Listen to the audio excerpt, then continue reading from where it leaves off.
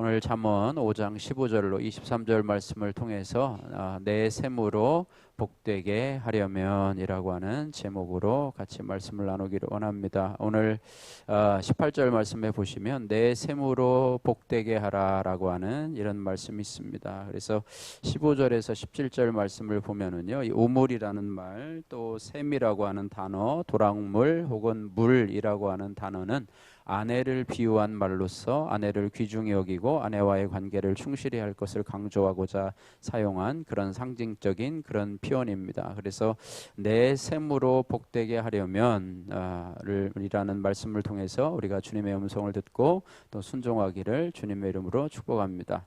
그래서 내 셈으로 복되게 하려면 첫 번째는 자신의 우물물이요 샘물인 배우자만 사랑하며 만족해야 합니다. 오늘 15절에서 17절 말씀입니다. 같이 한번 읽겠습니다.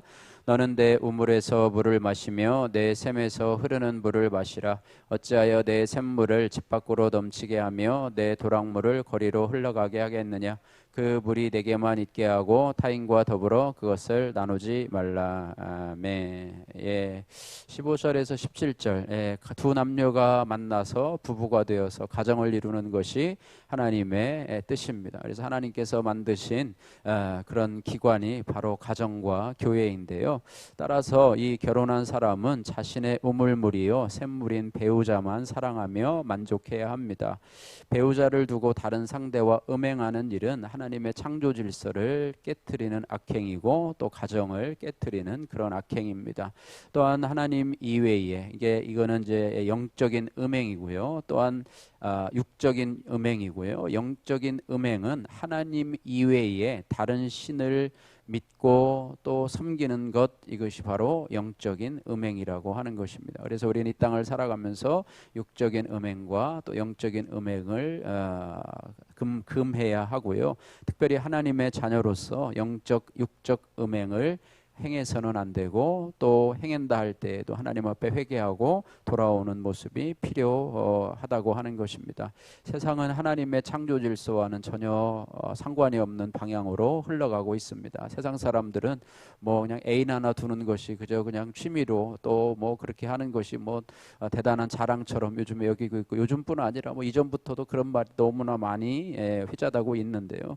어쨌든 하나님의 말씀이 아니라 자신의 감정과 생각으로 그저 마음 가는 대로 뜻 가는 대로 하나님의 창조 질서를 어기고 자신의 정욕대로 탐욕대로 살아가고 또 마치 그것이 멋있어 보이는 것처럼 그렇게 스스로 대견하다고 생각하지만은 그것이 바로 멸망의 지름길임을 우리가 기억하면서 오늘 이 말씀을 기억해야 할 것입니다. 그래서 17절에 보니까 그 물이 내게만 있게 하고 타인과 더불어 그것을 나누지 말라. 또 16절에 어찌하여 내 샘물을 집 밖으로 넘치게 하여 내 도랑물을 거리로 흘러가게 하겠느냐. 뭐 비유적인 표현이지만은요, 어쨌든 적용의 말씀입니다. 내가 끊어야 할 영적, 육적 음행은 무엇입니까? 이런 부분들을 여러분 적용해 보시기를 바라고요. 두 번째로 내 샘으로 복되게 하려면 결혼이 하나님께서 우리의 구원을 위해서 주신 거룩한 연합임을 믿고 살아야 합니다. 18절에서 20절 말씀입니다. 18절에서 20절 말씀 같이 한번 읽겠습니다.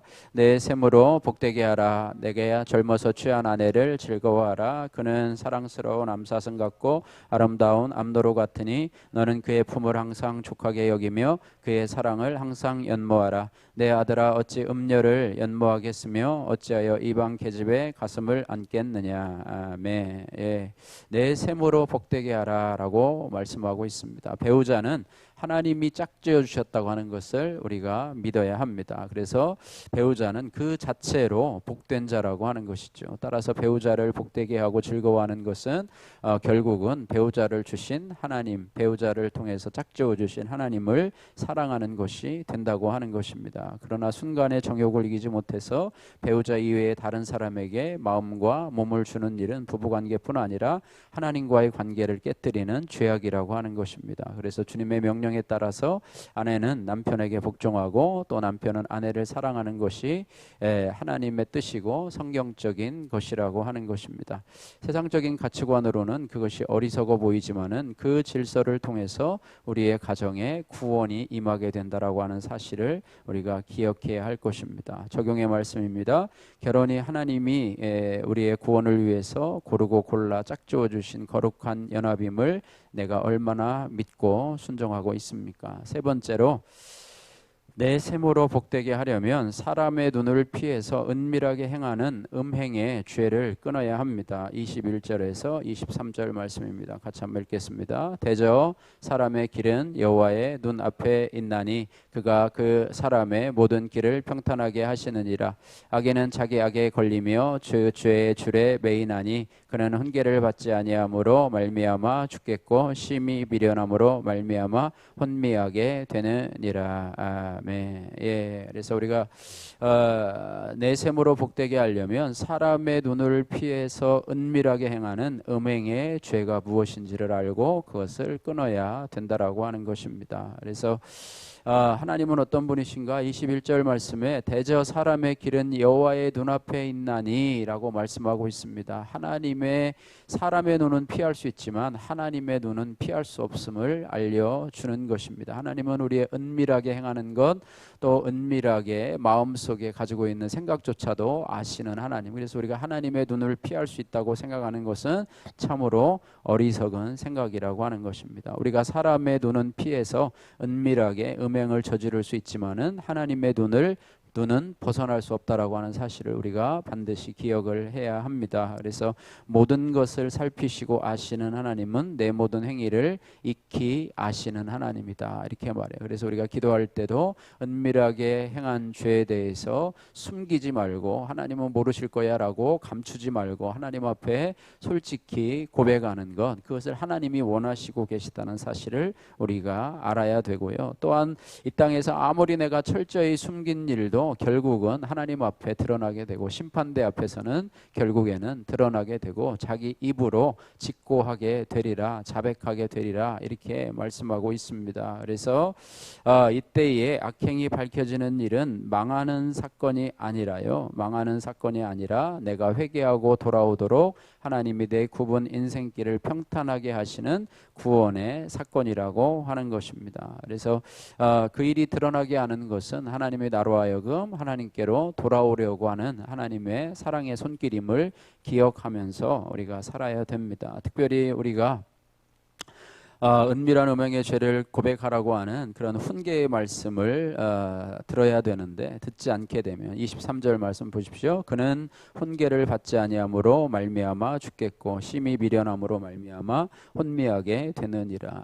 하나님의 훈계의 말씀을 듣지 않으면 결국은 죽게 된다는 거예요. 돌이킬 기회가 있는데 여러 번 하나님이 주시는데도 돌이키지 않는다면 그는 그로 말미암아 죽겠고, 훈계를 받지 않는 사람을 미련한 사람, 자신은 똑똑하다고 생각하지만 미련한 사람으로 그렇습니다. 그래서 우리가 결정할 때 우리 큐팅 간증을 보면은 우리 공동체에 나누면서 서로 기도를 부탁하고 또 신앙의 조언들을 받고 하면서 나 스스로 결정하는 것이 옳다고 생각을 하지만은요, 그것이 자신이 스스로는 옳다고 보지만 결국에는 그것은 자기의 어떤 편협한 생각일 수도 있고요. 그것이 바로 심히 미련함으로 말미암아 혼미케 되느니라, 이렇게 말해요. 혼미하다라는 단어는 멸망으로 비틀거리며 나가다, 사리에 어둡고 마음이 흐리멍텅하다, 히브리어로는 연모하다와 같은 그런 단어인데요.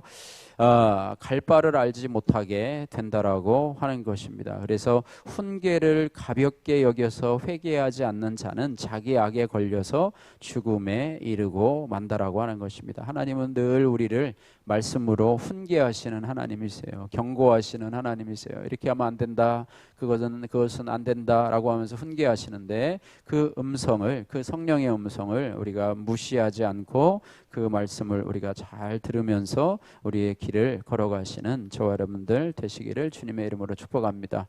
덤으로 사는 인생이라고 하는 제리 라이더, 외국인인 것 같아요. 남자분이신데요. 남자분의 신앙 간증입니다. 저는 미국의 가난하고 흑백 갈등이 심한 지역에서 자랐습니다. 부모님은 돈 때문에 매일 싸우셨지만 주일 주일과 수요일이 되면 저희 형제들을 교회에 데려다 주셨습니다.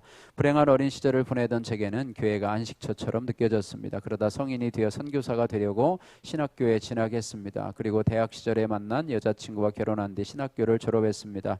하지만 기복신앙으로 사명감이 없던 저는 군대에 전투 의무병으로 입대를 했습니다. 그 후 군의관으로 승진하면서 생활이 안정되자 저는 점점 더 하나님을 멀리하고 부와 명예를 쫓아 살았습니다. 하지만 인생의 목적을 행복에 둔 삶은 허무하고 무의미할 뿐이었습니다. 그러다가 저는 한국의 군의관으로 파병을 나오게 되었죠. 일부 일처제의 가정을 이루고 지키는 것이 하나님의 뜻인데 저는 한국에서 만난 여자와 음란의 죄를 지었습니다. 그렇게 나의 우물물이요 샘물인 아내를 귀중히 여기지 않고 부부관계를 충실히 하지 않은 제 삶의 결론으로 이혼을 하게 되었습니다. 주의 훈계를 받지 않으므로 죽은 자처럼 되고 심히 미련하여 혼미하게 된 것이지요. 그 후 저는 육군 중령인 지금의 아내와 재혼하고 한국으로 발령을 받았습니다. 아내는 12년 동안 혈루증을 앓던 여인처럼 이혼과 낙태, 음란의 죄로 고통을 받고 있었습니다. 그러다 저희 부부는 성령의 인도하심으로 믿음의 공동체에 속하게 되었고요. 저는 구속사의 말씀을 듣고 양육을 받으며 제가 얼마나 뼛속까지 악한 죄인인지를 깨닫게 되었습니다. 그리고 공동체가 얼마나 귀하고 아름다운지를 느끼게 되었습니다.